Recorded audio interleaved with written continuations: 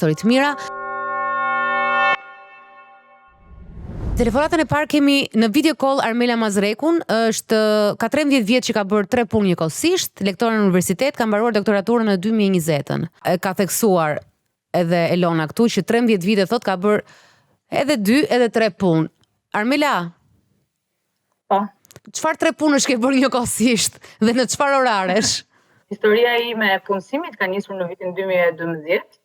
Kur unë jam diplomuar dhe kam filluar punën time të parë në marketingun farmaceutik dhe njëkohësisht kam filluar si pedagoge me kohë të pjesshme në Universitetin e Tiranës. Dhe kështu kanë vazhduar në 2013 kam filluar doktoraturën dhe automatikisht u bën 3: puna mbi për doktoraturën, puna në universitet dhe puna në farmaceutik.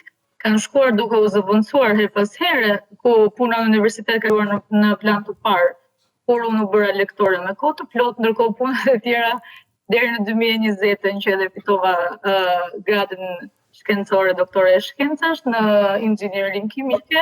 Deri në atë periudhë pastaj kaloi pjesa e momësisë, sepse unë u bëra dhe mamë, dhe u bën 4 pothuajse. Ajo është 6 me fëmijët. Po. Tani momentalisht jam vetëm me pjesën e lektores në universitet me kohë të plot, jam edhe në institucione të tjera të arsimit lartë që jam me kohë të pjesshme, ndërkohë ofroj dhe konsulencë në marketing farmaceutik. Prap 3 punë. Edhe çunin 4. Çuni 6. Sa orë punon në ditë? Nëse do i referohem punës time që është puna në universitet, paka shumë i merr 6 orë të mira, në bazë të orarit të mësimdhënies në fakultet. Pastaj pjesa tjetër është pjesë e cila mund të fillojë edhe në 10 të darkës, ndërkohë që po ju prisja juve po punoja për një prezantim. Kështu që mund të filloj në 10 të darkës dhe të mbaroj në 2. Natës 3, varet kur mbaroj materialet që më duhen. Sa orë fle? Po, në varësi të ditëve të caktuara, sot mund të jem me 4 orë gjumë. Po, punën e merr me vete në pushime? Po, e marr me vete në pushime. Fundjava kështu si ke? Nuk mund të them që është çdo fundjavë punë, realisht. Sepse ndaj njërë nga ditët patjetër që është i dedikuar familjes, nuk jam aq sidomos në këtë rast që unë kam hequr dorë pak a shumë nga marketingu farmaceutik fizik.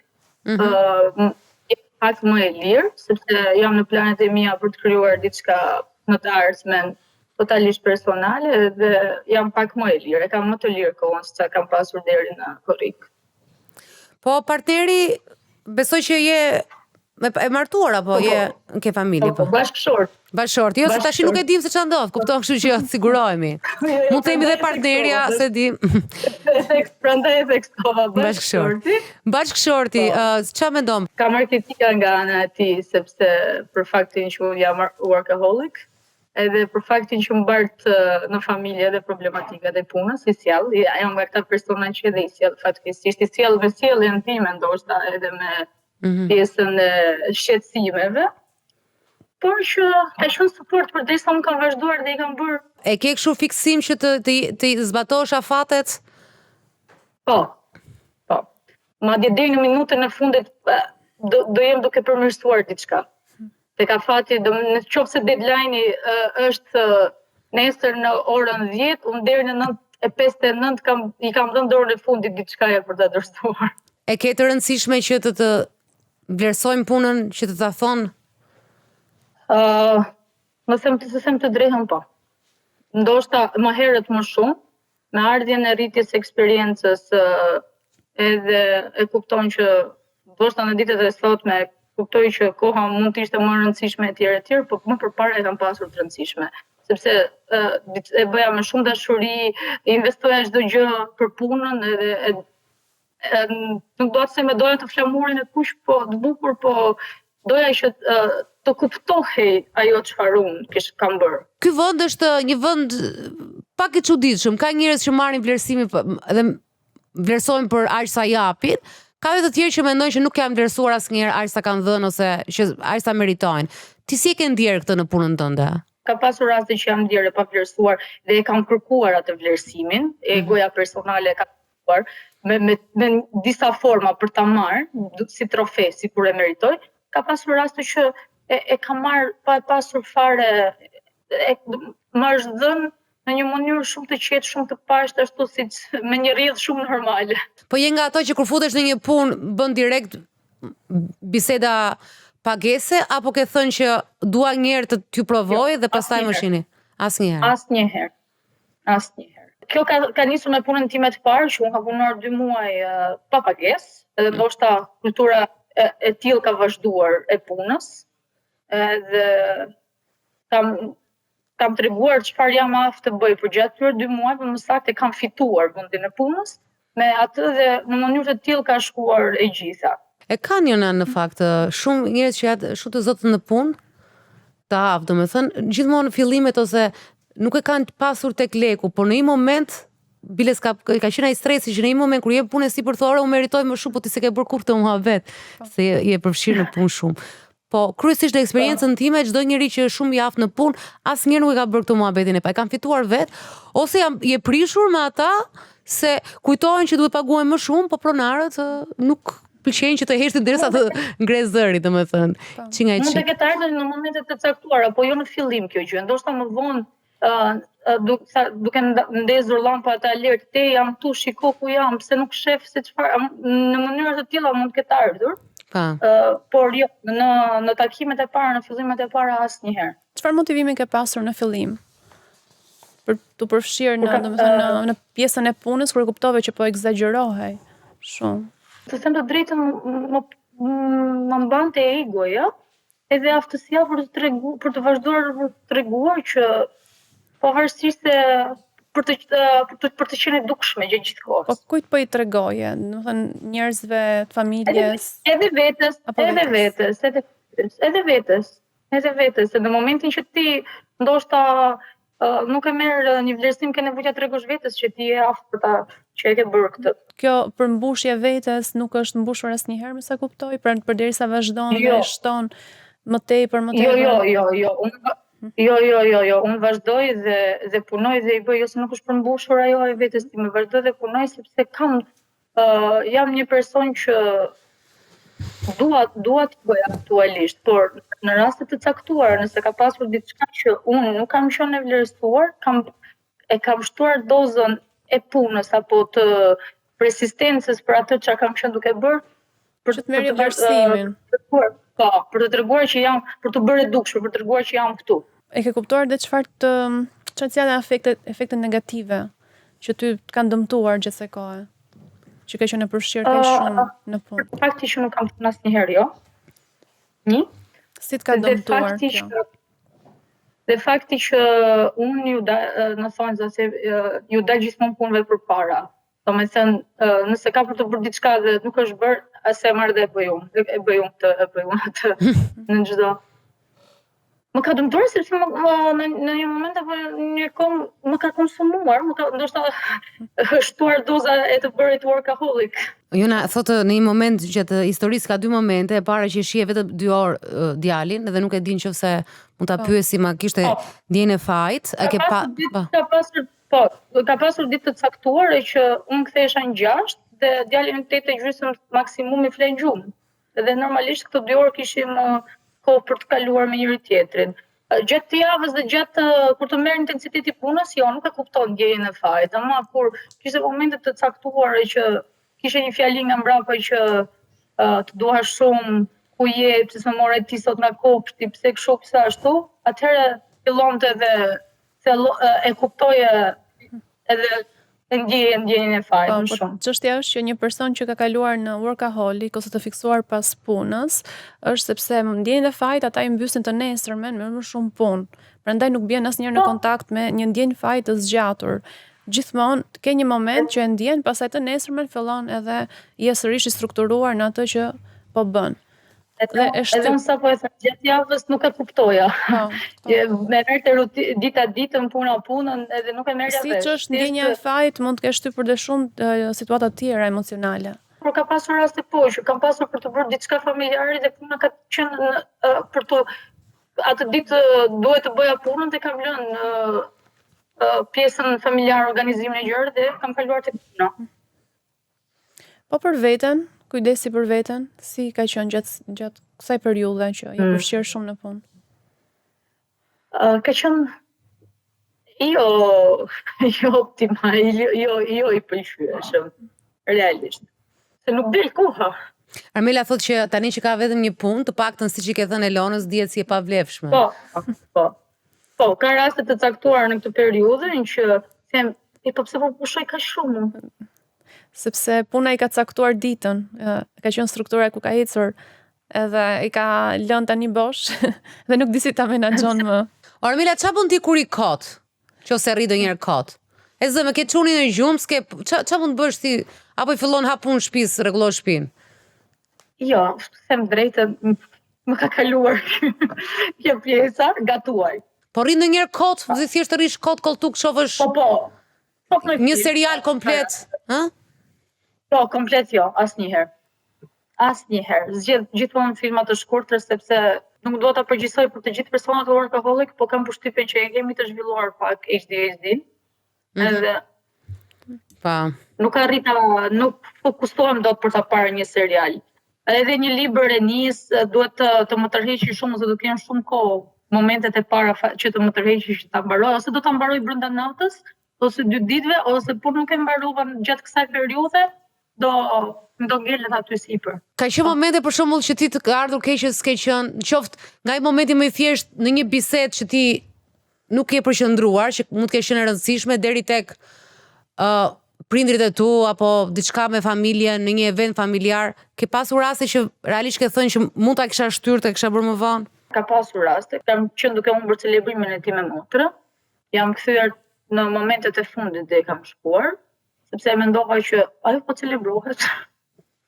Unë do shkoj në punë. Dhe ka qenë momenti i fundit, nuk e di, domethënë që unë kam kthyer timhonin dhe jam nisur për të celebrimi, ka qenë një rast i tillë që unë jam fjelluar në moment. Cila është frika jote më e madhe kur nuk je zën? Gjithmonë mendoj për rezultatin final të çdo pune, të më përparshme apo. Është orientuar drejt rezultatit, pra dëshiron të arrish një rezultat, prandaj qëndron në Unë jam te pjesa e shkencave eksakte dhe gjithmonë atë ke. Rezultati është shumë i rëndësishëm. Ke parë njerëz të tjerë si ty në ambientin e punës? Po, sidomos në fakultet ka shumë. Po në familje? Unë jam rritur me këtë lloj koncepti në familje, doja ta fiksoja me punët e shtëpisë, me ato çfarë arrinim të bënim të ndihmonin në shtëpi. Kam qenë që mund të them me gatimin që klasë 6, që sa i bie 12 vjeçe, me gjëra të tjera, me ndihmë ndaj shtëpisë që herët, kështu që jam rritur me këtë. Je stërvitur. Kam pasur gjyshin tim që deri te 10 vjeç ka punuar. Në fakt është, nuk e di, edhe unë e kam pas të kulturë pune, të dy prindërit e mi kanë punuar shumë. Gjithë kohës, si kisha shumë në shtëpi, edhe mund të jetë, ka lidhje edhe kjo? Po. Është mësuar, sjellje mësuar.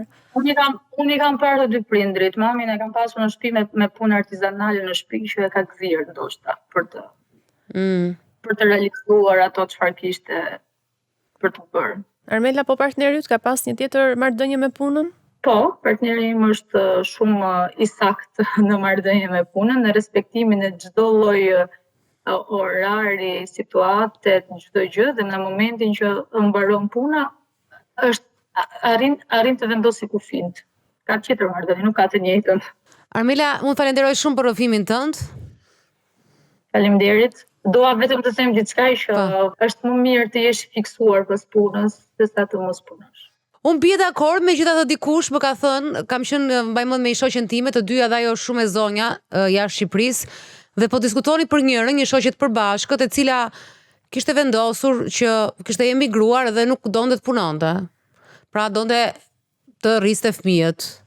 Dhe kishim gjysmore në telefon që diskutonim bashku apo kjo, unë i thoja që të kam thënë që është Dembele, po si mund të ri njeriu, si vjen në imigrim e vendos që të bëj fëmijë të ri në shtëpi e kështu. Dhe tha dikush që ishte po e dëgjonte, ishte mashkull.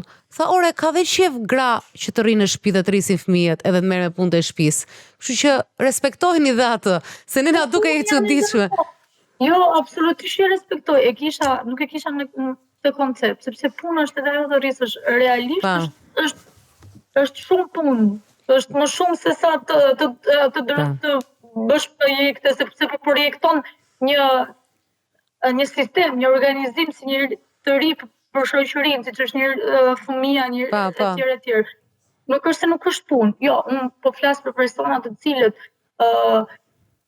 rrinë gjithë ditën një zyrë dhe nuk ka një produktivitet, një ditë produktive. Ne nuk jemi askushi për të gjykuar askënd, të them drejtën, unë e thash thjesht në raportin me veten time, me atë çfarë thashë për cilë shpesh herë në auditor, shumë herë kur i shoh edhe studentët e mi pesimista, mundohem që shpesh herë t'ju rikthej dëshirën për ose t'u andes nëse nuk e kanë për të ecur përpara dhe sidomos për punë.